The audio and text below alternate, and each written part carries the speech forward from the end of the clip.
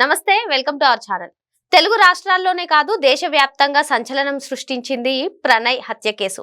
మరి ఈ హత్య కేసు పై అయితే దాదాపు 6 సంవత్సరాల తర్వాత తీర్పు వెల్లడించింది నల్గొండ ఎస్సీ ఎస్టీ కోర్టు. మరి అసలు ఎటువంటి తీర్పు వచ్చింది తెలుసుకునే ప్రయత్నం చేద్దాం. దీన్ని పూర్తిగా విశ్లేషించడానికి మనతో పాటుగా ఉన్నారు సీనియర్ జర్నలిస్ట్ దుర్గకుమార్ గారు. సార్ నమస్తే సార్. నమస్కారం శ్రావణి, మన వీక్షకులకు.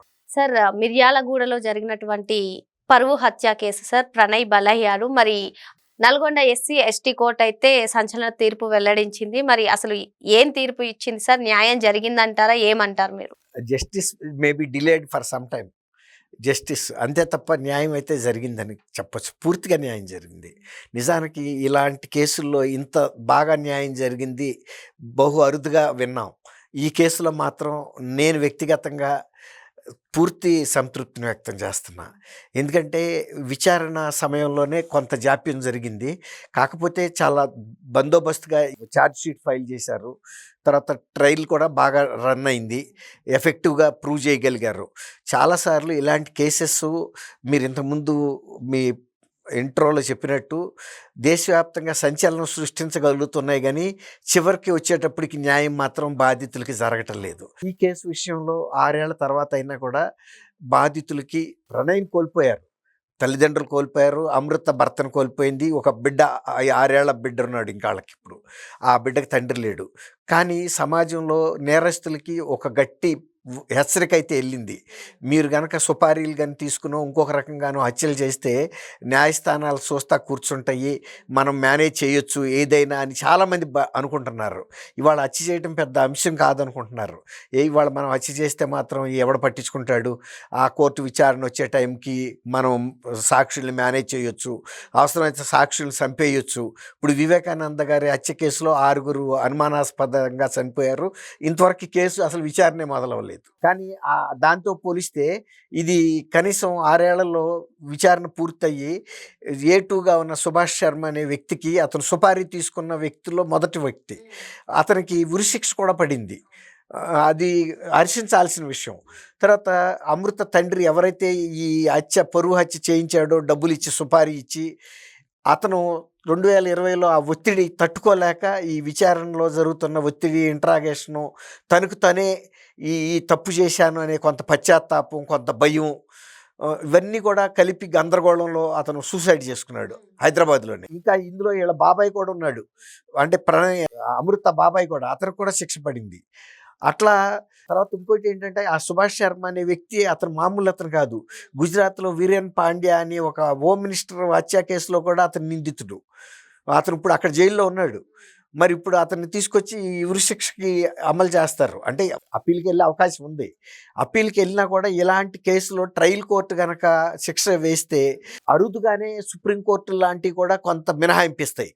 ఒక్కోసారి జీవిత ఖైదుకి మార్చవచ్చు, కానీ ఒక్కోసారి ఎక్కువ సార్లు అదే శిక్షను ఖరారు చేస్తాయి. ఎందుకంటే ట్రయల్ కోర్టే అంత ఖచ్చితమైన నిర్ధారణకు వచ్చి కేసు శిక్ష వేసినప్పుడు దాన్ని డైల్యూట్ అంటే పలసపరిస్తే న్యాయ వ్యవస్థ పట్ల కూడా ఒక సులకన భావన ఏర్పడుతుంది. అప్పుడప్పుడు సురక తగలాలి.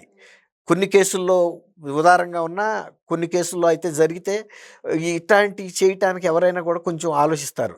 ఇది జరిగింది ఏంటి, కూతురు ప్రేమ వివాహం, కులాంతర వివాహం. అక్కడేం పెద్ద నేరాలు లేవు, ఘోరాలు కూడా ఏం లేవు. జస్ట్ అతను అది జీర్ణించుకోలేకపోయాడు, అమృతరావు అనే వ్యక్తి. అంతే తప్ప కూతురు ప్రేమించిన వ్యక్తిని కనుక ఆశీర్వదిస్తే, అతనికి కూడా ఒక్క కూతురే, ఆ ఒక్క కూతురికి భర్త లేకుండా.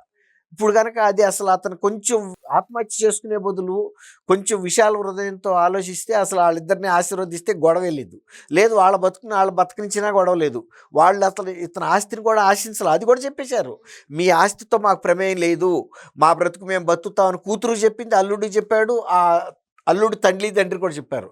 ఇప్పుడు ఆ తల్లిదండ్రులకి ఎంత ఆవేదన మిగిల్చాడు అతను చేసిన తప్పు పనికి.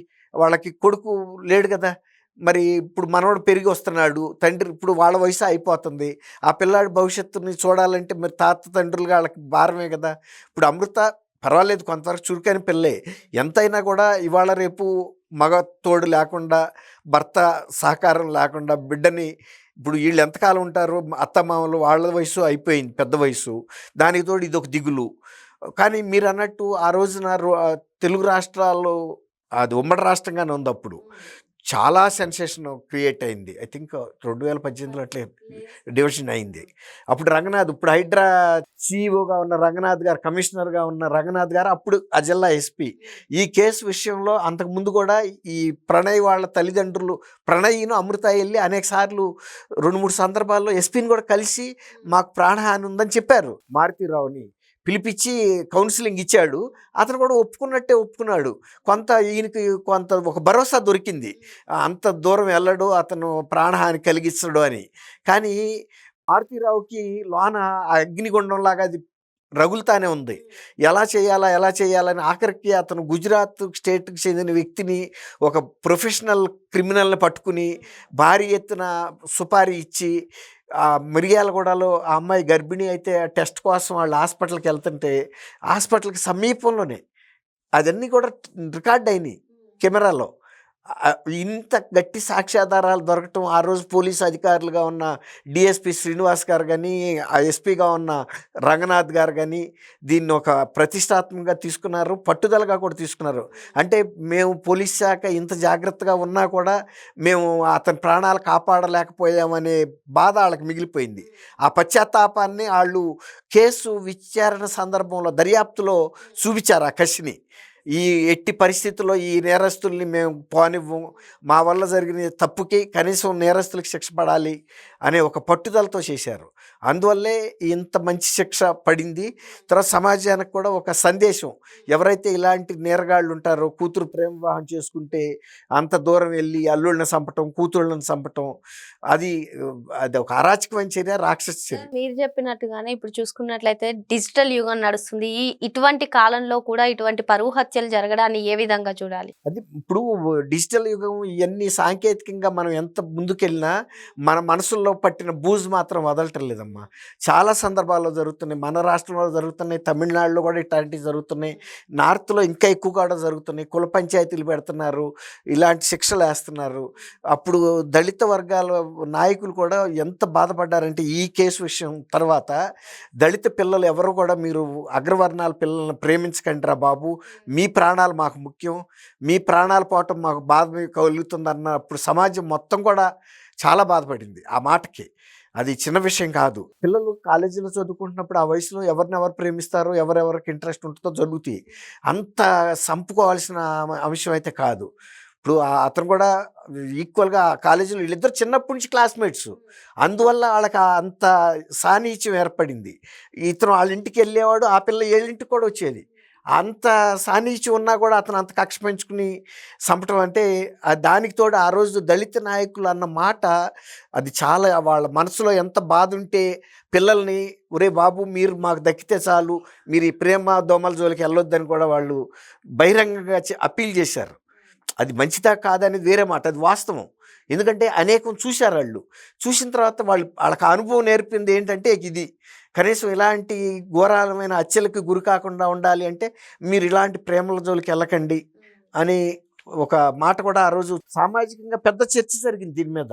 కొంత మీరు అన్నట్టు మారుతీరావు లాంటి వ్యక్తులు, కొంత అట్లాంటి వాళ్ళు భవిష్యత్తులో ఎవరన్నా కూడా దీన్ని ఒక ల్యాండ్ మార్క్గా తీసుకోవాలి. ఎవరైనా అతను ఏం సాధించాడు, అతనుగా చనిపోయాడు, బిడ్డకి అన్యాయం జరిగింది, కుటుంబానికి అన్యాయం జరిగింది, పరువు పూర్తిగా పోయింది.